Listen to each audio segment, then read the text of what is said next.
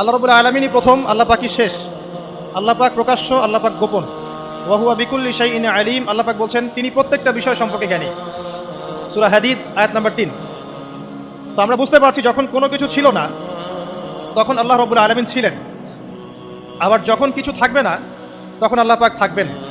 কুল্লু মান আলাইহা ফান ওয়া ইয়াবকা ওয়াজহু রাব্বিকা যুল জালালি ওয়াল ইকরাম। সমস্ত কিছু ফানা হয়ে যাবে, শুধুমাত্র আল্লাহ রাব্বুল আলামিনের সত্তা জাত এটা বাকি থাকবে। তার মানে আল্লাহ পাকই শুরু, আল্লাহ পাকই শেষ। আল্লাহর কোনো শুরু নাই, আল্লাহর কোনো শেষ নাই। এখন কেউ যদি প্রশ্ন করে যে আল্লাহ সব কিছু সৃষ্টি করেছেন, তাহলে আল্লাহকে কে সৃষ্টি করলো, নাউজুবিল্লাহ, তো তখন আমরা বলবো যদি কেউ আল্লাহকে সৃষ্টি করতো তাহলে তো সেই সৃষ্টিকর্তা হয়ে যেত, তাই নয় কি? এইভাবে এক এক করে যদি আমরা পিছনের দিকে যেতে থাকি তাহলে একটা পর্যায়ে গিয়ে তো আমাদেরকে থামতে হবে। তো আমরা যেখানে গিয়ে থামছেন সেটাই হচ্ছে আল্লাহ রাব্বুল আলামিন। আল্লাহ পাকের আগে কিছুই ছিল না, বরং অতীত, বর্তমান, ভবিষ্যৎ এটা সময়ের মধ্যে আছে, যে সময়ের মধ্যে আমরা বাস করছি। আল্লাহ রাব্বুল আলামিনের কাছে এরকম অতীত, বর্তমান, ভবিষ্যৎ কিছু নাই। আল্লাহ রাব্বুল আলামিন একা ছিলেন, তখন কিছুই ছিল না। আবার যখন সব কিছু ধ্বংস হয়ে যাবে আল্লাহ পাক একাই থাকবেন, আর কিছু থাকবে না। এখন আল্লাহ পাক সর্বপ্রথম সৃষ্টি করলেন আরশে আজিম। কি সৃষ্টি করলেন?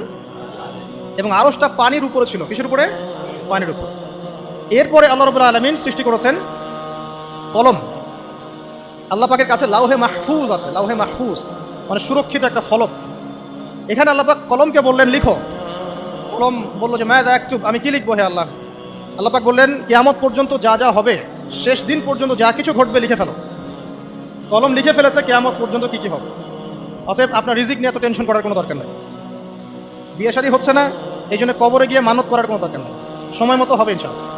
যখন রিজিক তাকদিরে লেখা আছে সময় মতো ইনশাআল্লাহ হবেই। তাকদিরের বাইরে কিছু হবে না।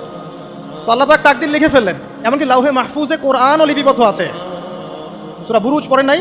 বাল হুয়া কুরআনুম মাজিদ ফি লাউহিম মাহফুজ। লাউহে মাহফুজ থেকে কোরআন মাজিদ নাজিল করা হয়েছে প্রথম আসমানে। এরপর প্রথম আসমান থেকে আস্তে আস্তে ধাপে ধাপে বিভিন্ন ঘটনার পালাক্রমে রাসূলুল্লাহ সাল্লাল্লাহু আলাইহি ওয়াসাল্লামের কলবের মধ্যে জিবরাইল আলাইহিস সালামের মারফতে ওহী করা হয়েছে। এই হলো কোরআন, যেটা নাজিল হতে সময় লেগেছে 23 বছর। তো লাউহে মাহফুজ আল্লাহ রাব্বুল আলামিন সব লিখে ফেললেন। এভাবে 6 দিন, আল্লাহ পাকের হিসেবে 6 দিন কত লম্বা আল্লাহ ভালো জানেন। 6 দিনে আল্লাহ রাব্বুল আলামিন এরপর সৃষ্টি করলেন পুরো মহাবিশ্ব। পুরো মহাবিশ্ব বলতে আমি শুধু পৃথিবীর সৌরজগৎ বোঝাচ্ছি না। এই মঙ্গল, বুধ, শনি, বৃহস্পতি এইটুক না, এরকম হাজার হাজার সৌরজগৎ মিলে একটা গ্যালাক্সি হয়, আর হাজারটা গ্যালাক্সি মিলে গিয়ে একটা আসমান হচ্ছে, মহাকাশের একটা ছায়াপথ আসমান হচ্ছে। তো এরকম 7টা আসমান, 7টা মহাবিশ্ব আল্লাহ পাক সৃষ্টি করলেন মাত্র 6 দিনে। কয় দিনে? ফি সিত্তাতি আইয়াম। 6 দিন আল্লাহ পাক সৃষ্টি করলেন। এরপর আল্লাহ রাব্বুল আলামিন প্রত্যেক মহাকাশে তার যার যার কাজ সেটা দিলেন। যেখানে যেখানে মাখলুক সৃষ্টি করা আল্লাহ পাক করলেন। আল্লাহ রাব্বুল আলামিন মালায়েকা সৃষ্টি করলেন নূর দিয়ে। কি দিয়ে? আলো দিয়ে। আলোর মধ্য দিয়ে আল্লাহ রাব্বুল আলামিন ফেরেশতা সৃষ্টি করলেন। আল্লাহ পাক জিন সৃষ্টি করলেন। জিন কি দিয়ে? আগুন দিয়ে। একদম যেটা উত্তপ্ত আগুন, লাল আগুন, সেই আগুন দিয়ে আল্লাহ পাক জিন জাতিকে সৃষ্টি করলেন। সৃষ্টি করার পর আল্লাহ রাব্বুল আলামিন জিন জাতিকে পৃথিবীতে পাঠিয়েছেন। কোথায়? আর এখন মানুষ পৃথিবীতে যা করছে, জিন জাতীয় কিছুটা এরকমই কাজ করেছিল, বরং তার চেয়েও হয়তো বেশি করেছিল। পৃথিবীতে সে ফিতনা আর ফাসাদ সৃষ্টি করেছিল। এক পর্যায়ে আল্লাহ রাব্বুল আলামিন জিন জাতিকে ধ্বংস করে দিলেন। কিছু কিছু জিনকে আল্লাহ পাক অবশিষ্ট রাখলেন, যেগুলো পাহাড়ে, পর্বতে, বিভিন্ন জায়গায়, সমুদ্রে আশ্রয় নিল। পাহাড়ি এলাকাগুলোতে জিন থাকে, গভীর সমুদ্রে জিন থাকে, হ্যাঁ, জঙ্গলে জিন থাকে। এরকম কিছু জায়গা আছে এগুলোর মধ্যে জিনরা থাকে। ওদেরকে ডিস্টার্ব করতে গেলে সমস্যা, আপনাকে ধরে ফেলবে। আর যদি প্রতিদিন সকাল সন্ধ্যার জিকির আজকার ঠিকঠাক মতো না করেন, কোরআন তেলাওয়াত ঠিকঠাক মতো না করেন, নামাজি না হন, আর পবিত্র না থাকেন, তাহলে জিন ধরার সম্ভাবনা বেশি। আর আমার মনে হয় এখনকার যে মেয়েগুলো রাস্তাঘাটে ঘোরাফেরা করে এদের বেশিরভাগই জিন ধরা। কারণ আছে, এমনি এমনি বলি নাই। এটা আপনাকে বুঝতে হলে আল্লাহ এবং তার রাসূলের চোখ দিয়ে দেখতে হবে। তো কারণ তাদের চাল চলন স্বাভাবিক না, কিছু একটা ওদের উপর ভর করেছে। ভরটা করার কারণে তার চাল চলন আজকে এমন হয়ে গেছে। বহু মেয়ের ঘটনা এমন শোনা যায় যে সরাসরি তারা জিন দ্বারা ইফেক্টেড হয়। দেখেন না, রুকিয়া করতে হয়, শারীরিকভাবে রুকিয়া করতে হয়। তো খেয়াল রাখবেন, সকাল সন্ধ্যার জিকির আজগার ঠিক রাখবেন, কোরআন তেলাওয়াতটা ঠিক রাখবেন, নামাজি হবেন, পাক পবিত্র থাকবেন, জিন আপনাকে কোনো ক্ষতি করতে পারবেন ইনশাআল্লাহ। জিনরা কিন্তু রাসূল সাল্লাল্লাহু আলাইহি ওয়াসাল্লামেরও ক্ষতি করার চেষ্টা করেছিল। আল্লাহ রাসূল সাল্লাল্লাহু আলাইহি ওয়াসাল্লাম ওটাকে ধরেছিলেন, ধরে মসজিদের খুঁটির সাথে বেঁধে রেখেছে। নামাজের মধ্যে জিন আমাদের নবীকে ডিস্টার্ব করেছিল, আল্লাহ রাসূল জিনকে ধরেছেন, ধরে খুঁটির সাথে বেঁধে রেখেছে। তারপরে তার মনে পড়লো সুলাইমান আলাইহিস সালামের কথা। সুলাইমান আলাইহিস সালাম বলেছিল আল্লাহকে, আল্লাহ আমাকে যে ক্ষমতা তুমি দিয়েছো আমার পরে কাউকে এই ক্ষমতা আর দিও না। আর সুলাইমান আলাইহিস সালামকে আল্লাহ পাক জিন জাতিকে অনুগত করে দিয়েছিলেন। সুলাইমান আলাইহিস সালামের নির্দেশে জিন জাতি বিভিন্ন কাজ করত, এমনকি সমুদ্রের মধ্যে ডুবুরির কাজও করতো, সমুদ্রের ভিতর থেকে রত্ন বের করে নিয়ে আসতো। এগুলো কিন্তু অলিক রূপ কথা নয়, সত্য ঘটনা। তখন নবী সাল্লাল্লাহু আলাইহি ওয়াসাল্লাম বললেন যে আমার ভাই সুলাইমানের কথা আমার মনে পড়ে গেল, তাই আমি জিনটাকে ছেড়ে দিলাম। তো আল্লাহ পাক জিন জাতিকে সৃষ্টি করে এই পৃথিবীতে পাঠানোর পর তারা এরকম ফিতনা এবং ফাসাদ সৃষ্টি করার পরে আল্লাহ পাক ওদেরকে ধ্বংস করে দেন। দেওয়ার পরে আরো অনেক যুগ এবং অনেক শতাব্দী কেটে যায়। কত যুগ কত শতাব্দী আল্লাহ ভালো জানেন। অনেক লম্বা সময় পরে গিয়ে আল্লাহ রাব্বুল আলামিন ফেরেশতাদেরকে ডাকেন। কাদেরকে ডাকেন? তাদেরকে ডেকে বলেন ওয়াইজ ক্বালা রাব্বুকা লিল মালায়েকা, স্মরণ করো নবী সেই সময়ের কথা যখন তোমার রব ফেরেশতাদেরকে ডাকলেন, ডেকে বললেন ইন্নী জাইলুন ফিল আরদি খলিফা, হে ফেরেশতা মণ্ডলী, আমি পৃথিবীতে আমার খলিফা পাঠাতে চাই। কি পাঠাতে চাই ভাই? খলিফা। খলিফার দুটো অর্থ, একটা হচ্ছে ওই যে জিন রাজে চলে গেল ওর স্থলাভিষিক্ত হয়ে আরেকটা জাতি, স্থলাভিষিক্ত হওয়া। আরেকটা ব্যাখ্যা হচ্ছে খলিফা শব্দের মানে হচ্ছে যে ব্যক্তি আল্লাহ পাকের বিধান অনুযায়ী পৃথিবীতে বিচার ফয়সালা করে সে আল্লাহর খলিফা। আমি কি বুঝাতে পারছি? আল্লাহ পাক ফেরেশতাদেরকে বললেন আমি পৃথিবীতে আমার খলিফা পাঠাতে চাই, প্রতিনিধি এবং যে আল্লাহর বিধান দ্বারা বিচার ফয়সালা করে। তখন ফেরেশতারা বলছেন ক্বালু, ফেরেশতারা বলছেন আতাজআলু ফিহা মান ইউফসিদু ফিহা ওয়া ইয়াসফিকু দিমা, হে আল্লাহ আপনি কি এমন কোন সৃষ্টিকে আবার পৃথিবীতে পাঠাতে চান যে পৃথিবীতে গিয়ে ফিতনা ফাসাদ সৃষ্টি করবে অথবা রক্তপাত ঘটাবে? ফেরেশতারা এই কথা কিভাবে বলতে পারলো? হ্যাঁ, জিন জাতির অভিজ্ঞতার আলোকে। ঠিক আছে, তখন আল্লাহ পাক বলছেন ইন্নী আ'লামু মা লা তা'লামুন, দেখো আমি যা জানি তোমরা তা জানো না। মানে তারা ফিতনা ফাসাদ সৃষ্টি করতে পারে, কিন্তু আমার কিছু মুখলেস বান্দা থাকবে যারা এই পথে পা বাড়াবে না। আচ্ছা, এবার আল্লাহ রাব্বুল আলামিন আদম আলাইহিস সালামকে সৃষ্টি করলেন। আল্লাহ পাক নিজের হাত দিয়ে আদম আলাইহিস সালামকে সৃষ্টি করেছেন। সূরা সদের মধ্যে আল্লাহ পাক বলেছেন, দেখুন মহাবিশ্বের কোন সৃষ্টির ব্যাপারে বলা হয়নি যে খলাকতু বিয়াদাই, আমি নিজ হাতে তাকে সৃষ্টি করেছি। শুধুমাত্র আদম আলাইহিস সালাম, আমাদের পিতার ক্ষেত্রে বলা হয়েছে খলাকতু বিয়াদাই, আমি নিজ হাতে তাকে সৃষ্টি করেছি।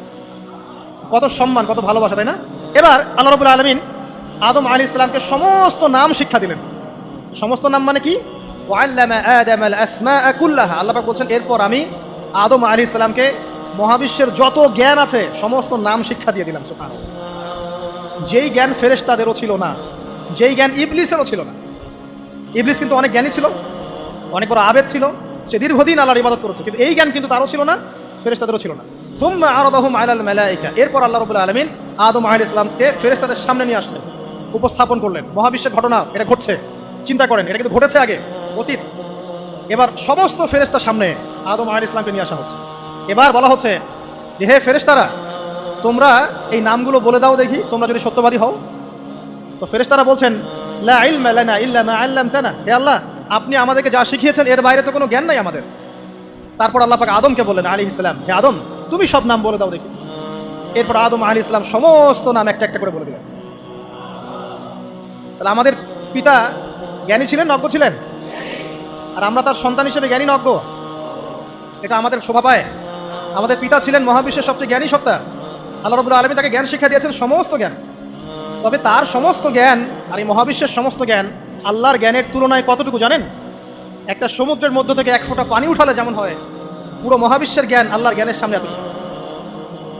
আল্লাহ পাকের জ্ঞান এত অসীম, পুরো মহাসাগরের মধ্য থেকে এক ফোঁটা পানি তুললে, ওই যে এক ফোঁটা পানি তুললেন, এটা মহাবিশ্বের জ্ঞান, আর বাকি সমস্ত পানি এটা আল্লাহ পাকের জ্ঞান। ঠিক দুনিয়ার জীবনের এক্সাম্পলটা এমনই। একটা সাগরের মধ্যে আঙ্গুল ডুবালে, আঙ্গুল উঠালে যতটুকু পানি আঙ্গুলে বেঁধে থাকে এটা দুনিয়া, আর পুরো মহাসাগরটাই হচ্ছে কি? আখিরাত। নবীজি বলছেন সাল্লাল্লাহু আলাইহি ওয়াসাল্লাম, একটা মৃত গাধাকে দেখে বলছেন, সাহাবীরা তোমরা কি কেউ এই গাধাটাকে 1 দিরহামের বিনিময়ে কিনবে? কান কাটা, মৃত, বলে আছে, এই গাধাটাকে কিনবা 1 দিরহাম দিয়ে? সাহাবীরা বলছেন মাংনা দিলেও তো কিনবো না। ইয়া রাসূলুল্লাহ, যদি ফ্রিও কেউ দেয়, বিনামূল্যে দেয়, তাও তো নিব না। তখন নবী সাল্লাল্লাহু আলাইহি ওয়াসাল্লাম বলছেন এটাই হচ্ছে আল্লাহর কাছে দুনিয়ার এক্সাম্পল। ওই মৃত গাধা তোমাদের কাছে যতটা না ইম্পর্টেন্ট, যতটুকু মূল্য রাখে, আল্লাহর কাছে এই দুনিয়া তার চেয়েও কম মূল্য রাখে। তো এই দুনিয়াতে তো সব ফয়সালা হবে না। আমরা তো হতাশ হয়ে যাই না যে দুনিয়াতে এমন কেন, এটা কেন, ওইটা কেন। দুনিয়া এটারই জায়গা, দুনিয়া সব কিছুর কনক্লুশনের জায়গা না, সব কিছুর পরিসমাপ্তির জায়গা হচ্ছে কিয়ামতের মাঠ। ওই দিন যে সফল সে সফল, যে ব্যর্থ সে ব্যর্থ। দুনিয়ার বাড়ি গাড়ি, স্ট্যাটাস, চাকরি বাকরি, ইজ্জত সম্মান, এটা সাফল্য ব্যর্থতার মানদণ্ড নয়, চূড়ান্ত মানদণ্ড নয়। চূড়ান্ত মানদণ্ড কি? ফামান যুহজিহা আনিন নার ওয়াউদখিলাল জান্নাহ ফাকাদ ফাজ, যাকে জাহান্নাম থেকে বাঁচানো হবে, জান্নাতে প্রবেশ করানো হবে, পুলসিরাত পার হতে পারবে, এই একমাত্র ব্যক্তি সফল। সাফল্যের সংজ্ঞাটা জেনে রাখবেন, তাহলে আপনি দুনিয়াতে হতাশ হবেন না ইনশাআল্লাহ। এবার কি হলো, যখন আদম আলাইহিস সালাম সমস্ত নাম শিক্ষা দেওয়া সমস্ত নাম বলে দিলেন, এখানে নাম মানে কিন্তু খালি নাম নয়, জ্ঞান বলে দিলেন, তখন আল্লাহ রাব্বুল আলামিন ফেরেশতাদেরকে বললেন, তোমরা সবাই এখন আদমকে সিজদা করো। ওয়া ইয কুলনা লিল মালাইকাতি ইসজুদু লি আদম, আল্লাহ পাক এবার বলছেন, আমি সমস্ত মালায়েকাকে বললাম তোমরা আদমকে সিজদা করো। ফাসাজাদু, সবাই সিজদা করলো, ইল্লা ইবলিস, ইবলিস সিজদা করলো না। কেন করলে না? ইবলিসকে বলা হচ্ছে, ইয়া ইবলিস মা মানাকা আল্লা তাসজুদা ইয আমারতুক, তোমাকে কে নিষেধ করলো সিজদা করতে ওই আদমকে যাকে আমি আদেশ করেছি? কে নিষেধ করলো? তখন ইবলিস বলছে, খলাকতানি মিন নার ওয়া খলাকতাহু মিন তিন, আমাকে সৃষ্টি করেছেন আগুন দিয়ে আর আদমকে সৃষ্টি করেছেন মাটি দিয়ে, আমি কিভাবে তাকে সিজদা করতে পারি? ইবলিস বলতে চাইলো যে আপনি যে বলছেন আদমকে সিজদা করো, আদম তো মাটির তৈরি, আমি তো আগুনের তৈরি, তাহলে আপনি ভুল বলছেন। নাউজুবিল্লাহ, আগুন কেন মাটির সামনে নত হবে? মাটি আগুনের সামনে নত হওয়া উচিত। তার কেয়াস হচ্ছে এমন, কেয়াস মানে কি? তার এটা কি? হ্যাঁ, তার এটা যুক্তি, তার এটা যুক্তি এবং দর্শন যে আমি কেন তাকে সিজদা করব? আমি তো আগুনের তৈরি আর আদম হচ্ছে মাটির তৈরি। তো খলাকতাহু মিন নার ওয়া খলাকতানি মিন তিন, খলাকতানি মিন নার ওয়া খলাকতাহু মিন তিন, আমাকে সৃষ্টি করেছেন আগুন দিয়ে, আদমকে সৃষ্টি করেছেন মাটি দিয়ে। আবা ওয়াস্তাকবারা, আল্লাহ পাক বলছেন সে উদ্ধত হলো এবং অহংকার প্রদর্শন করলো। আর আল্লাহ পাক অনেক কিছু মাফ করে দেন, কিছু কিছু বিষয় আল্লাহ পাক মোটেই পছন্দ করেন। তার মধ্যে একটা হচ্ছে অহংকার, তার মধ্যে একটা হচ্ছে শিরক, তার মধ্যে একটা হচ্ছে অন্যের হক নষ্ট করা, তার মধ্যে একটা হচ্ছে আদম সন্তানকে হত্যা করা, তার মধ্যে একটা হচ্ছে বৃদ্ধ বয়সে ব্যভিচার করা, তার মধ্যে একটা হচ্ছে মুরতাদ হয়ে যাওয়া, যে খ্রিস্টান হয়ে যাচ্ছেন না, খালি মরেন তারপর বুঝবেন, খালি মালাকুল মউত আসুক তারপর বুঝবেন। আল্লাহ রাব্বুল আলামিন বলছেন তার রাসূলের মাধ্যমে, কেউ যদি সাক্ষ্য দেয় আল্লাহ ছাড়া কোনো মাবুদ নাই, মুহাম্মদ সাল্লাল্লাহু আলাইহি ওয়াসাল্লাম শেষ নবী, ঈসা ইবনে মারইয়াম আল্লাহর প্রেরিত নবী, আল্লাহর পুত্র নন, জান্নাত সত্য এবং জাহান্নাম সত্য, এই পাঁচটা বিষয় যদি কেউ সাক্ষ্য দেয় ইনশাআল্লাহ সে জান্নাতে যাবে, তার আমল যেমনই হোক না কেন। টাকার বিনিময়ে, চাকরির বিনিময়ে, সমাজসেবার নামে আর চিকিৎসার নামে ঈমান বিক্রি করে ফেললেন, সুবহানাল্লাহ সুবহানাল্লাহ। তোমাদের এই পৃথিবীতে বেঁচে থাকার চাইতে মাটির তলে চলে যাওয়া ভালো। আবর্জনার কোনো প্রয়োজন নাই আল্লাহর এই জমিনে।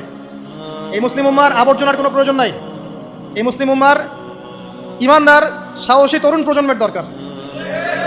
আল্লাহ পাক কবুল করুন, আমিন। এরপরে কি হলো? ইবলিস সিজদা করলো না, আবা ওয়াস্তাকবার, সে উদ্ধত হলো এবং অহংকার প্রদর্শন করলো। এবার আল্লাহ পাক জিজ্ঞাসা করলেন, কেন করলে না? কেন করলে না? সে বললো যে আগুন দিয়ে সৃষ্টি করেছেন আমাকে, তাকে সৃষ্টি করেছেন আপনি মাটি দিয়ে, আপনি ভুল আমি সঠিক, আমি কেন তাকে সিজদা করব? আল্লাহ পাক তখন আর তার প্রতি রহম করলেন না। আল্লাহ পাক তখন তাকে বলছেন ফাখরুজ মিনহা, এখান থেকে বেরো। আল্লাহ পাক যেমন গফুরুর রহিম, আরহামুর রাহিমিন, ঠিক তেমনি আল্লাহ পাক শাদীদুল ইকাব, কঠিন শাস্তি দাতাও বটে। আল্লাহ পাক শুধু কি দয়াই করবেন, শাস্তি দিবেন না? দিবেন। ফাখরুজ, অপদস্থ হয়ে, লাঞ্ছিত হয়ে এখান থেকে বের হয়ে যাও। এখানে অহংকার করার অধিকার তোমাকে দেওয়া হয় না, এখান থেকে বের হয়ে যাও। এবার ইবলিস বের হয়ে যাচ্ছে। বের হয়ে যাওয়ার সময় ইবলিস বলছে রব্বি, কি বলছে? রব্বি। দেখেন ইবলিস আল্লাহকে বলছে রব্বি, মানে ইবলিস আস্তিক। ইবলিস কি আস্তিক? ইবলিস আল্লাহ বিশ্বাস করে। ইবলিস বলছে রব্বি, হে আমার রব, আনজিরনি ইলা ইয়াউমি ইউবআসুন, আমাকে কিয়ামত দিবস পর্যন্ত অবকাশ দেন। আমাকে তো বের করে দিচ্ছেন, ঠিক আছে, আমাকে কিয়ামত দিবস পর্যন্ত অবকাশ দেন। শব্দ চয়ন হচ্ছে রব্বি, হে আমার রব, মানে ইবলিস কিন্তু নাস্তিক না। তাহলে এখন যারা এই যে এথিজমে বিশ্বাস করছেন, আসলে এরা কেউ নাস্তিক না, এরা ইসলাম বিদ্বেষী। কখনো দেখবেন না তাদেরকে অন্য ধর্মের কোনো বিষয় নিয়ে কটু মন্তব্য করছে, প্রশ্ন উত্থাপন করছে, এমনটা খুব কমই দেখবেন। এটা যত মাথা ব্যথা ইসলাম নিয়ে। এখানে দেখেন ইবলিসের কথা বলছি, ইবলিস কিন্তু আস্তিক। ইবলিস কি বলছে? রব্বি আনজিরনি ইলা ইয়াউমি ইউবআসুন, হে আমার রব। ইবলিস জানে যে আল্লাহ তার রব। ওই যে সূরা হাশরের শেষের দিকে পড়ে দেখবেন ইবলিস বলে উকফুর, তোমরা কুফরি করো। তারপরে মানুষ যখন কুফরি করে সে বলে আমি ইন্নী আখাফুল্লাহ রাব্বুল আলামিন, আমি আল্লাহকে ভয় করি যে জগৎ সমূহের প্রতিপালক। শয়তানকে মানুষকে জিজ্ঞাসা করবে, জাহান্নামীরা, তুমি আমাদেরকে পথভ্রষ্ট করেছো। শয়তান বলবে আমি কিচ্ছু করি নাই, আমি তোমাদেরকে কোনো কাজে ফোর্স করি নাই, আমি শুধু তোমাদেরকে ওয়াসওয়াসা দিয়েছি, তোমরা নিজেরাই কাজ করছো। ফালা তালুমুনি ওয়ালুমু আনফুসাকুম, সূরা ইব্রাহিম পড়ে দেখেন। শয়তান বলবে তোমরা আমাকে লানত করো না, নিজেদেরকেই লানত করো, আমি তো তোমাদেরকে বাধ্য করে কাজ করাই নাই, তোমরা নিজেরাই করেছো এই কাজগুলো। আসুন সামনে যাই। এবার আল্লাহ পাক যখন ইবলিসকে বের করে দিলেন, সে বলছে আমাকে কিয়ামত পর্যন্ত অবকাশ দিন। কিয়ামত পর্যন্ত অবকাশ নিয়ে ইবলিস কি করবে? উত্তর, ইবলিস বলছে ফাবিমা আগওয়াইতানি, হে আল্লাহ, যে কারণে বা যে আদমের কারণে আপনি আমাকে এখান থেকে বের করে দিলেন, লাআকউদান্না লাহুম সিরাতাকাল মুস্তাকিম, আমি সে আদম সন্তানের সরল পথে ওত পেতে বসে থাকব। শয়তানের কথা কি মনে থাকবে যুবক ভাইরা? শয়তানের চ্যালেঞ্জ কি? আমি আদম সন্তানের সরল পথে ওত পেতে বসে থাকবো, মানে আমার আপনার সবার পথে সে ওত পেতে বসে আছে। এটা যদি মাথায় থাকে তাহলে জীবনে চলা সহজ হয় না? আচ্ছা, আর কি করবো? সুম্মা লাআতিয়ান্না মিন বাইনি আইদিহিম, শুধু বসেই থাকবো না, আমি আসবো তাদের সামন থেকে, ওয়া মিন খালফিহিম, তাদের পিছন থেকে, ওয়া আন আইমানিহিম, তাদের ডান দিক থেকে, ওয়া আন শামাইলিহিম, তাদের বাম দিক থেকে, ওয়ালা তাজিদু আকসারাহুম শাকিরিন। হে আল্লাহ, আপনি বেশিরভাগ আদম সন্তানকে শুকরগুজার পাবেন না। কার কথা? শয়তানের এই কথাটা কি সত্য না মিথ্যা? এখন বেশিরভাগ লোক নামাজ পড়ে না পড়ে না? পড়ে। বেশিরভাগ মুসলিমের দাড়ি আছে না নাই? বেশিরভাগ মুসলিম সুদ খায় না খায় না? এখন বেশিরভাগ তরুণ প্রজন্ম জেনায় আছে না নাই? পর্নোগ্রাফি সবাই দেখে না দেখে না? অন্যের সম্পদ আত্মসাৎ মানুষ করছে না? দুর্নীতি করছে না? ঘুষ খাচ্ছে না? ইসলামের বিধান 100% পালন করে কত পার্সেন্ট মানুষ? খুব কম। আচ্ছা বাদ দেন এত বড় বড় কথা, শুধু কোরআনুল কারীম তেলাওয়াত করতে পারে কতজন মানুষ? বলি না আমরা 90 ভাগ মুসলিমের বাংলাদেশ, তো 90 ভাগ মুসলিমের বাংলাদেশে কত ভাগ মুসলিম কোরআন তেলাওয়াত করতে পারে? একটা শুমারি করে দেখেন, কোরআন শুমারি, এটা কোরআন শুমারি করে দেখেন যে কত পার্সেন্ট মুসলিম শুদ্ধ করে কোরআন পড়তে পারে। যারা পড়তে জানে তাদেরও পড়া যে কত ভুল আছে আলেম ওলামার কাছে গেলে বুঝতে পারবেন। আর এই ভুলের কারণে যে অর্থ কত পরিবর্তন হচ্ছে আপনি তো জানেনই না। তো এই যে শয়তান বলেছে ওয়ালা তাজিদু আকসারাহুম শাকিরিন, আপনি বেশিরভাগকেই শুকরগুজার পাবেন। তো কথা সত্য না মিথ্যা? দেখেন ও কিন্তু তার মিশনের মধ্যে ঠিকই আছে। কথা যে সত্য তার প্রমাণ সহিহ বুখারীর একটা হাদিস, যেটা 4 বার এসেছে বুখারীর মধ্যে, যে আদম আলাইহিস সালামকে ডাকা হবে কিয়ামতের মাঠে, ডেকে বলা হবে তোমার সন্তানদের মধ্য থেকে জাহান্নামীদেরকে আলাদা করে দাও।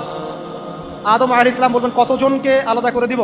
আল্লাহ পাক বলবেন প্রতি 1099 জনকে জাহান্নামের জন্য আলাদা করে দাও। শয়তানের কথা ঠিক না ঠিক? এবার আল্লাহ রাব্বুল আলামিন তাকে বের করে দিলেন। ইবলিস এবার বের হয়ে গেল, চ্যালেঞ্জও করলো। এবার আল্লাহ পাক আদম আলাইহিস সালামকে ডেকে বলছে ইয়া আদম, এবার আদম আলাইহিস সালামের এই যে পাজর মানে বুকের পাজর, এখান থেকে তার সঙ্গিনীকে সৃষ্টি করা হয়।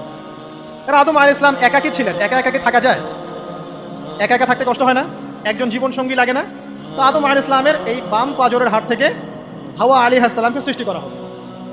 সৃষ্টি করার পর আরো একটা ঘটনা আছে যে আল্লাহ রাব্বুল আলামিন আদম আলাইহিস সালামের পিঠের যে অংশটুকু আছে, এই অংশটুকু থেকে আগামীতে যত আদম সন্তান আসবে সবাইকে ছোট ছোট পিঁপড়ার আকৃতিতে সামনে নিয়ে দেখালেন। সুবহানাল্লাহ, যত আদম সন্তান আসবে আল্লাহ পাক সবাইকে আদমের সামনে দেখালেন এবং বললেন এই যে শুভ্র অংশ যারা, মানে সাদা অংশ যারা, তারা তোমার সন্তানদের মধ্য থেকে সবাই জান্নাতি। আর তোমার এই যে বাম পাশে যেগুলো কালো কালো ছোট ছোট আকৃতি দেখছো, এগুলো সব তোমার সন্তানদের মধ্য থেকে জাহান্নামী। আমরা দোয়া করি আমরা তাদের অন্তর্ভুক্ত না হই। এবার আল্লাহ পাক সবাইকে বললেন, সূরা আরাফের মধ্যে আসছে 182 নম্বর আয়াতে মনে হয়, আল্লাহ পাক বলেন আলাস্তু বিরব্বিকুম, হে আদমের সন্তানরা আমি কি তোমার রব নই? আমি কি তোমাদের রব নই? আলাস্তু বিরব্বিকুম, আমি কি তোমাদের রব নই? আলাস্তু বিরব্বিকুম, আমি কি তোমাদের রব নই? আমরা সবাই তখন বলেছিলাম বালা ইয়া রব্বি, অবশ্যই আপনি আমাদের রব। আমরা এখন ভুলে গেছি না? আমরা সবাই এই সাক্ষী দিয়ে আসছি রুহের জগতে। আর রুহের জগৎ বলে একটা জগৎ আছে, অনেক জগৎ আছে। রুহের জগৎ একটা, দুনিয়ার জগৎ একটা, জিন জাতির জগৎ আলাদা, বারজাখ পরকালে যে কবরে রাখার পরে বারজাখের জগৎ একটা, আর দারুল করার যেটা হবে একদম জান্নাত জাহান্নাম, ওটা আরেকটা জগৎ। এই যে মহাবিশ্ব যে সম্প্রসারিত হচ্ছে, এক এক গ্যালাক্সিতে এক একটা জগৎ না, এরকম বহু জগৎ আছে। রুহের জগতে আমরা এই ওয়াদা আল্লাহর কাছে করে এসেছি, এটাকে আহদে আলাস্তু বলে। কি বলে? আহদে আলাস্তু, মানে আলাস্তু বিরব্বিকুম, আমি কি তোমাদের রব নই? আমরা বলেছিলাম হ্যাঁ আপনি আমাদের রব। একটা মজার কথা আছে এখানে, যখন আদম আলাইহিস সালাম দেখছিলেন তার সন্তানদেরকে সাদা সাদা আকৃতি ছোট ছোট, এর মধ্যে একটা সন্তানকে দেখে, একজন সন্তানকে দেখে তার প্রচন্ড ভালো লেগেছিল এবং তিনি অত্যন্ত সুদর্শন ছিলেন। তাকে দেখে তার প্রচন্ড রকম ভালো লেগেছিল। আল্লাহ পাককে তিনি জিজ্ঞাসা করলেন, হে আল্লাহ, আমার সন্তানদের মধ্যে কে, এই সুন্দর সন্তান কে? আল্লাহ পাক বললেন সে হচ্ছে তোমার সন্তান দাউদ। কি নাম? দাউদ আলাইহিস সালাম। আর আপনাকে বলে রাখি, আদম আলাইহিস সালামের ব্যাপারে যেমন আল্লাহ পাক বলেছেন আদম আমার খলিফা, ঠিক দাউদ আলাইহিস সালামের সম্পর্কেও আল্লাহ পাক বলেছেন দাউদ আমার খলিফা। বুঝতে পারলেন? কোথায় আছে? সূরা সাদ পড়ে দেখেন। ঠিক আদম আলাইহিস সালাম সম্পর্কে আল্লাহ পাক বলেছেন না যে আমি পৃথিবীতে খলিফা পাঠাচ্ছি, ঠিক দাউদ আলাইহিস সালাম সম্পর্কেও আল্লাহ পাক বলেছেন দাউদ আমার খলিফা। ইয়া দাউদ ইন্না জাআলনাকা খলিফাতান ফিল আরদ ফাহকুম বাইনান নাসি বিল হক ওয়া লা তাত্তাবিল হাওয়া। আয়াতটা পড়ে দেখবেন, ওইদিকে আমি পরে আসছি। তো ওই সন্তানকে দেখে তার এত ভালো লাগলো, আল্লাহর কাছে তিনি জিজ্ঞাসা করছেন, হে আল্লাহ, আমার এই সন্তানের হায়াত কত? আল্লাহ পাক বলছেন তোমার এই সন্তানের হায়াত হচ্ছে 60 বছর। কত বছর? 60 বছর। আর আমাদের উম্মতে মুহাম্মাদের কিন্তু গড় আয়ু এরকম 60-65, এর বেশি না গড় আয়ু। তখন আদম আলাইহিস সালাম বলেন, আল্লাহ, আমার হায়াত থেকে তাকে 40 বছর দিয়ে দাও। আমার হায়াত থেকে তাকে 40 বছর দিয়ে দাও। আল্লাহ পাক তাকে 40 বছর দিয়ে দিলেন। তাই আদম আলাইহিস সালামের 1000 বছর হায়াত হয়ে গেল 960 বছর, আর দাউদ আলাইহিস সালামের 40 বছর হায়াত হয়ে গেল 100 বছর। এখন আসেন এই জায়গায় যে আদম আলাইহিস সালাম এবং দাউদ আলাইহিস সালাম দুইজনকে আল্লাহ পাক কি বলেছেন? খলিফা। খলিফা কে? খলিফা কাকে বলে? এটা একটু শুনে নিই ছোট্ট করে। সূরা সদ পড়বেন 24 কি 26 নম্বর আয়াত। আল্লাহ পাক বলছেন, ইয়া দাউদ, হে দাউদ, খলিফার কাজ কি এটা শোনেন। হে দাউদ, ইন্না জাআলনাকা খলিফাতান ফিল আরদ, নিশ্চয়ই আমি আল্লাহ তোমাকে পৃথিবীতে খলিফা করেছি। কি করেছি? খলিফা করেছি। তোমার কাজ কি? ফাহকুম বাইনান নাসি বিল হক, মানুষের মাঝে আল্লাহর বিধান দ্বারা হকের মানদণ্ডে বিচার ফয়সালা করবে। আর আল্লাহর খলিফার দায়িত্ব কি? আল্লাহর বিধান দ্বারা বিচার ফয়সালা করা। ওয়ালা তাত্তাবিউল হাওয়া, তুমি নিজের প্রবৃত্তির অনুসরণ করবে না। ফায়ুদিল্লাকা আন সাবিলিল্লাহ, তাহলে তোমাকে এটা সরল পথ থেকে বিচ্যুত করে দেবে। ইন্নাল্লাযীনা ইউদিল্লুনা আন সাবিলিল্লাহ, নিশ্চয় যারা আল্লাহর পথ থেকে বিচ্যুত হয়ে যায়, লাহুম আযাবুন শাদীদ, তাদের জন্য কঠিন শাস্তি আছে। বিমা নাসু ইয়াউমাল হিসাব, এই কারণে যে তারা হিসাবের দিনটা ভুলে গেছে। এই আয়াত থেকে খলিফার ফাংশন বুঝতে পারলেন? খলিফার ফাংশন কি? আপনি যা ইচ্ছা তাই ফয়সালা করবেন, নিজের মন গড়া যা ইচ্ছা রচনা করবেন। ফাহকুম বাইনান নাসি বিল হক, মানুষের মধ্যে হকের মানদণ্ডে বিচার ফয়সালা করুন। হকটা কি জিনিস? আমার দর্শন হক, আমার ফিলোসফি হক, আমার যুক্তি, আমার বিজ্ঞান, এগুলোই হকের মানদণ্ড। হকের মানদণ্ড কি? কোথায় উত্তর আছে? কোরআনেই উত্তর আছে। কোন সূরা? সূরা কাহফ। কত নম্বর আয়াত? আয়াত নম্বর 29। আল্লাহ পাক বলছেন, ওয়াকুলিল হাক্কু মির রাব্বিকুম, হক সেটাই যা তোমার রবের পক্ষ থেকে নাজিল। কথা কি ক্লিয়ার? হক কি জিনিস? যা তোমার রবের পক্ষ থেকে নাজিল হয়। ফামান শাআ ফালইউমিন, যার ইচ্ছা হয় সে স্বীকার করুক। ওয়ামান শাআ ফালইয়াকফুর, যার ইচ্ছা হয় সে অস্বীকার করুক। ইন্না আ'তাদনা লিয-যালিমিনা নারান, অস্বীকারী জালেমদের জন্য আমি আগুন প্রস্তুত করে রেখেছি। তো এখানে আপনি হকের সংজ্ঞা পেলেন এবং হকের মানদণ্ডে বিচার ফয়সালা করলে পরে খলিফা হয়। যদি আল্লাহ পাকের হকের মানদণ্ডে কেউ ফয়সালা না করে, সে আল্লাহর খলিফা নয়, সে শয়তানের খলিফা। কথা কি ক্লিয়ার? আচ্ছা, এখন যদি আপনি বাধ্য হন কোনো ক্ষেত্রে, সেটা আলাদা বিষয়। বাধ্য হয়েছেন সেটা আলাদা বিষয়, কিন্তু আকীদা স্পষ্ট থাকতে হবে যে আল্লাহ রাব্বুল আলামিনের বিধান চূড়ান্ত, এর উপর কোনো বিধান নাই। এখন আপনি আদম এবং দাউদ আলাইহিস সালামের মধ্যে একটা সম্পর্ক বুঝতে পারলেন।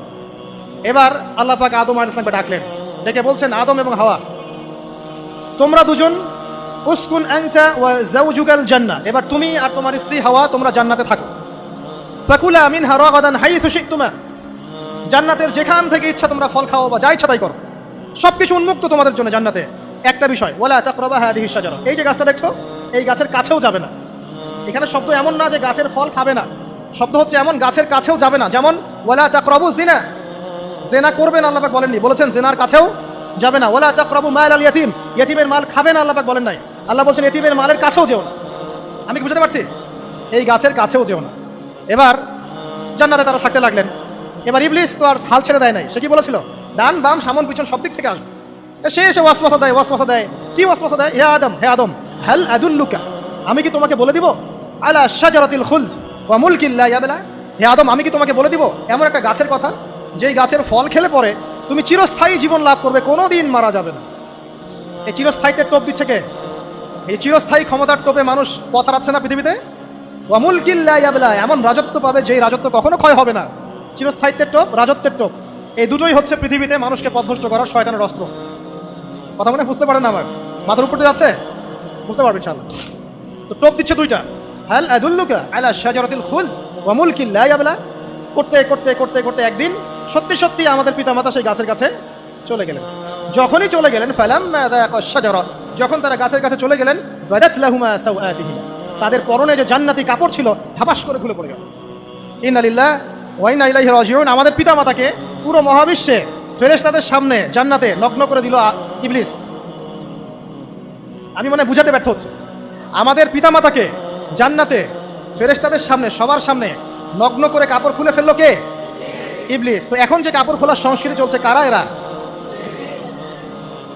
ওরা জিন শয়তান, এগুলো মানুষ শয়তান।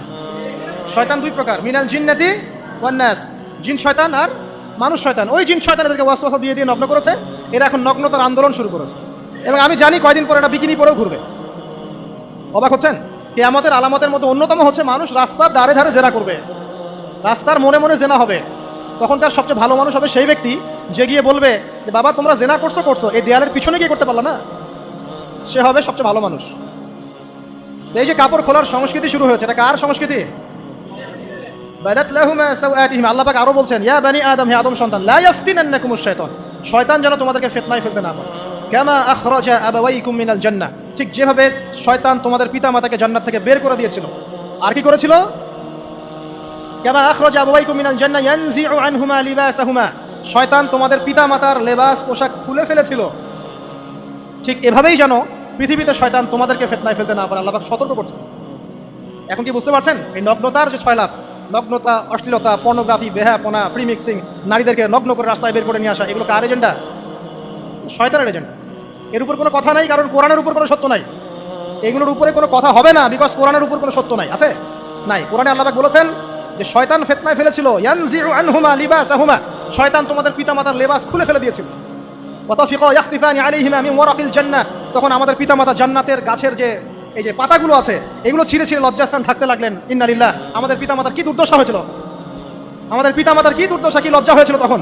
চিন্তা করে দেখেন, শয়তান কাপড় খুলে ফেলে দিয়েছে, আর আমাদের পিতামাতা, আমাদের মা, আমাদের বাবা জান্নাতের এই যে পাতাগুলো ছিঁড়ে ছিঁড়ে গায়ের লজ্জাস্থান ঢাকা শুরু করেছেন।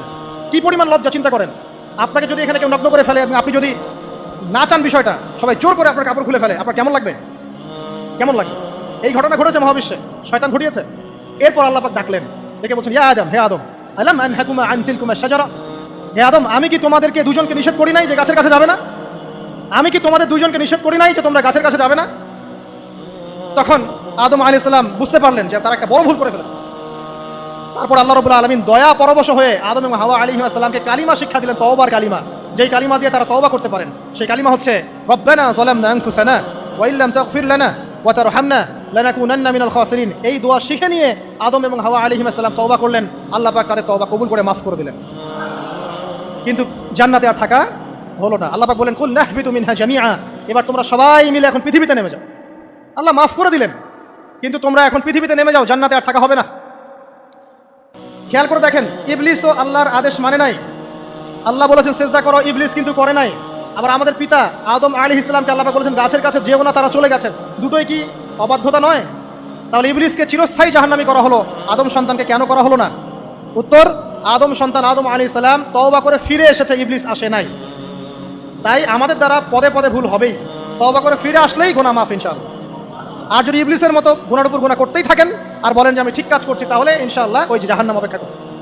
ইবলিস থেকে আল্লাহ পাক বললেন যে তুমি এবং তোমার অনুসারী যারাই থাকবে সবাইকে দিয়ে লাআমলাআন্না জাহান্নামা মিনকুম আজমাইন, তোমাদের সবাইকে দিয়ে আমি জাহান্নাম পরিপূর্ণ করব। নাউযুবিল্লাহ। এবার সবাই পৃথিবীতে নেমে আসলো। পৃথিবীতে এসেই কি আল্লাহ পাক ছেড়ে দিলেন? না। আল্লাহ রাব্বুল আলামিন বলছেন, কুল নাহবিতু মিনহা জামিআ, তোমরা পৃথিবীতে নেমে যাও। ফাইম্মা ইয়াতিয়ান্নাকুম মিন্নি হুদান, দুনিয়াতে যাচ্ছ যাও, তবে মনে রেখো যে আমার পক্ষ থেকে তোমাদের কাছে হেদায়েতের বাণী আসবে। আমার পক্ষ থেকে তোমাদের কাছে হেদায়েতের বাণী আসবে। ফামান তাবিআ হুদায়া ফালা খাউফুন আলাইহিম ওয়ালা হুম ইয়াহজানুন, যারা আমার হেদায়েতের বাণীগুলো মেনে চলবে তাদের কোনো ভয় নাই, কোনো দুশ্চিন্তাও নাই। ওয়াল্লাযীনা কাফারু ওয়া কাযযাবু বিআয়াতিনা, কিন্তু যারা আমার আয়াতকে কুফরি করবে, মিথ্যা প্রতিপন্ন করবে, ফাউলাইকা আসহাবুন নার, তারা হবে জাহান্নামের অধিবাসী, হুম ফিহা খালিদুন, তারা সেখানে চিরস্থায়ী হবে। এই সহজ সরল জীবন দর্শন দিয়ে আল্লাহ পাক পৃথিবীতে পাঠিয়ে দেবে। এবার শুরু হলো পৃথিবীতে পথ চলা।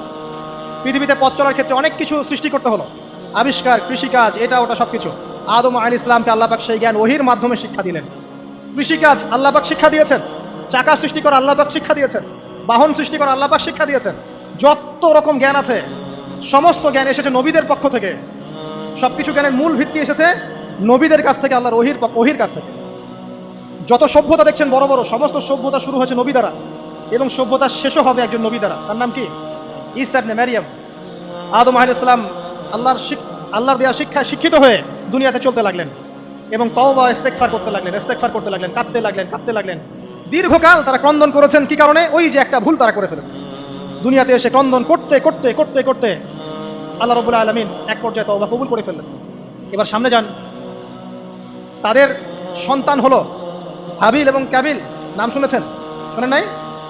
হাবিলের কুরবানি কবুল হয়, কাবিলের কুরবানি কবুল হচ্ছে না, বিকজ কাবিল এর কুরবানির মধ্যে ইখলাস নাই। ভাইয়ের কুরবানি কেন কবুল হচ্ছে, আমারটা কেন হচ্ছে না? হিংসার বশবর্তী হয়ে কাবিল হাবিলকে হত্যা করে ফেললো। নবী পরিবারের সদস্য হয়েও কাবিল এরকম অন্যায় করে ফেলল। আর কি হলো? রাসূল সাল্লাল্লাহু আলাইহি ওয়াসাল্লাম বলেছেন, পৃথিবীতে যত মানুষ অন্যায়ভাবে নিহত হবে, পৃথিবীতে যত মানুষ অন্যায়ভাবে খুন হবে, সমস্ত খুনের পাপের একটা অংশ কাবিলের আমলনামায় যুক্ত হবে, কারণ সেই প্রথম খুন চালু করেছে। এই যে আজকে গুনাহে জারিয়া চালু করছেন না, সুদী এনজিও, সুদী সমিতি, সিনেমা হল, এইটা ওইটা, মদের বার, যত গুনাহে জারিয়া চালু করছেন, মৃত্যু হবে, কবরও যাবেন ঠিকই, কিন্তু গুনাহ কমবে না ইনশাআল্লাহ। মনে করেন একজন নগ্ন ছবিতে অভিনয় করেছে, ঠিক আছে, এখন নাই পৃথিবীতে, বা কেউ অশ্লীল গান বাজনা করে দুনিয়া থেকে বিদায় নিয়েছে, দুনিয়াতে তার গান এখনো বাজছে, সে কবরে শুয়ে শুয়েই সেই গুনাহগুলো পাচ্ছে। ঠিক আপনি যদি এখন ভালো কোনো কাজ করেন, দিনই কোনো ভালো কাজ করেন, মসজিদ হোক, মাদ্রাসা হোক, ইয়েতিমখানা হোক, বিধবাদের কোনো প্রকল্প হোক, বৃদ্ধাশ্রম হোক, মানবতার কোনো কল্যাণমূলক কাজ হোক, মৃত্যুর পরেও ইনশাল্লাহ আপনি নেকি পেতে থাকবেন। সদকায়ে জারিয়া আর গুনাহে জারিয়া ভালো করে বুঝবেন। একটা গুনাহ করে মাফ নেওয়া আলাদা বিষয়, আর গুনাহ চলতে থাকাটা আরেকটা বিষয়। আল্লাহ আমাদেরকে হেফাজত করুন, আমিন। নবী পরিবার এগিয়ে গেল এবং তাদের সময়ে তারা শুধু ক্রন্দন করেছেন, ইবাদত করেছেন, আল্লাহর কাছে ইস্তেগফার করেছেন এবং ওই যে জান্নাতে ফিরে যাওয়ার জন্য তারা আপ্রাণ চেষ্টা করেছেন। এক পর্যায়ে আদম আলাইহিস সালামের বয়স যখন 960 বছর হলো, আল্লাহ রাব্বুল আলামিন তাকে ওফাত দিলেন, তার ইন্তেকাল হয়ে গেল। ইন্না লিল্লাহি ওয়া ইন্না ইলাইহি রাজিউন। এরপরেও নবী পরিবার চলতে লাগলো, চলতে চলতে পরবর্তীতে আসলেন নূহ আলাইহিস সালাম, তারপরে ইব্রাহিম, আদ জাতি, তারপর সামুদ, তারপরে শুআয়ব, কওমে মাদিয়ান, মূসা, দাউদ, সুলাইমান, ইসহাক, ইয়াকুব। নবী পরিবার চলতেই লাগলো। এক পর্যায়ে ঈসা আলাইহিস সালামের পরে মুহাম্মদ সাল্লাল্লাহু আলাইহি ওয়াসাল্লামের মধ্য দিয়ে নবীদের সিলসিলা আল্লাহ পাক শেষ করে দিলেন। এভাবেই সভ্যতা এগিয়ে গেছে, এভাবেই আমাদের পিতামাতার হাত ধরে জ্ঞান পৃথিবীতে এসেছে। এবং ওই যে শয়তানের মিথ্যা প্রলোভন, প্রতারণা, এর ফলশ্রুতিতে ওই যে আমাদের পিতামাতার গা থেকে কাপড় খুলে পড়লো, আল্লাহ পাক রাগান্বিত হয়ে সবাইকে দুনিয়াতে নামিয়ে দিলেন, ইবলিসকে চিরস্থায়ী জাহান্নামী ঘোষণা করলেন। কিন্তু আমাদের পিতামাতার ক্রন্দন, তওবা, ইস্তেগফার, আমলের বদৌলতে, আল্লাহর রহমতে আল্লাহ পাক পিতামাতাকে মাফ করে দিলেন, আলহামদুলিল্লাহ। এভাবেই মানব জাতি এগিয়ে যাচ্ছে। আজকে আমরা এই পর্যায়ে পর্যন্ত এসেছি। আদম আলাইহিস সালামের এই সংক্ষিপ্ত জীবনী থেকে আমরা কি শিখলাম? আমরা শিখলাম যে আল্লাহ রাব্বুল আলামিন অনেক ভালোবেসে, অনেক মহব্বত করে, মমতা দিয়ে, মায়া দিয়ে নিজের হাতে আমাদের পিতাকে সৃষ্টি করেছেন। এক, দুই, আমাদের পিতাকে আল্লাহ রাব্বুল আলামিন তার পক্ষ থেকে জ্ঞান শিক্ষা দিয়েছেন। এই কারণে আদম সন্তানরা জন্ম থেকেই দেখবেন কিছু না কিছু জ্ঞানী হয়েই থাকে। জ্ঞান আপনার ডিএনএর মধ্যে থাকেই। আল্লাহ রাব্বুল আলামিন আদম আলাইহিস সালামের মধ্যে রূহ ফুঁকে দিয়েছেন। আল্লাহ রাব্বুল আলামিন আদম আলাইহিস সালামকে জান্নাতে রেখেছেন। আল্লাহ রাব্বুল আলামিন গাছের কাছে যাওয়ার পরেও তওবা ইস্তেগফারের মধ্য দিয়ে তাকে মাফও করে দিয়েছেন। আল্লাহ রাব্বুল আলামিন আদম এবং হাওয়া আলাইহিস সালামের মধ্য দিয়ে এই পৃথিবীতে মানব জাতির সিলসিলা অব্যাহত রেখেছেন এবং কিয়ামত পর্যন্ত যত আদম সন্তান আসবে তাদের জন্য আল্লাহ পাক তার পক্ষ থেকে হেদায়েত প্রেরণ করেছেন। এক যুগে তাওরাত এসেছে, কখনো জাবুর, কখনো ইনজিল, কখনো কোরআন, সর্বশেষ টেস্টামেন্ট হিসেবে কোরআন এসেছে। এখন যদি এই ওহীর বাণী, কোরআন এবং এর ব্যাখ্যা হাদিস আমরা মেনে চলি, ইনশাআল্লাহ তাআলা আমরা আবার সেই জান্নাতে ফিরে যাব যেখান থেকে আমাদেরকে নামিয়ে দেওয়া হয়েছে। আর যদি আমরা কোরআন এবং হাদিস বা আল্লাহর ওহীর পরোয়া না করি, এর আলোকে জীবন না করি, তাহলে ওই ইবলিসের সাথেই আমাদেরকে জাহান্নামে থাকতে হবে, নাউযুবিল্লাহ। আল্লাহ রাব্বুল আলামিন আমাদের সবাইকে কোরআন এবং সুন্নাহ, আল্লাহর ওহী মেনে চলার তৌফিক দান করুন এবং ইবলিসের খপ্পর থেকে আল্লাহ পাক আমাদেরকে বাঁচিয়ে রাখুন। ইবলিসের যত এজেন্ট আছে, ওদের যে দুরভিসন্ধি, ষড়যন্ত্র এবং শয়তানি ফাঁদ, এগুলো থেকে আল্লাহ পাক আমাদেরকে, আমাদের মা বোনদেরকে, আমাদের পরিবারের সদস্যদেরকে, আমাদের সমাজকে, রাষ্ট্রকে আল্লাহ পাক হেফাজত করুন, বাঁচিয়ে রাখুন, আমিন।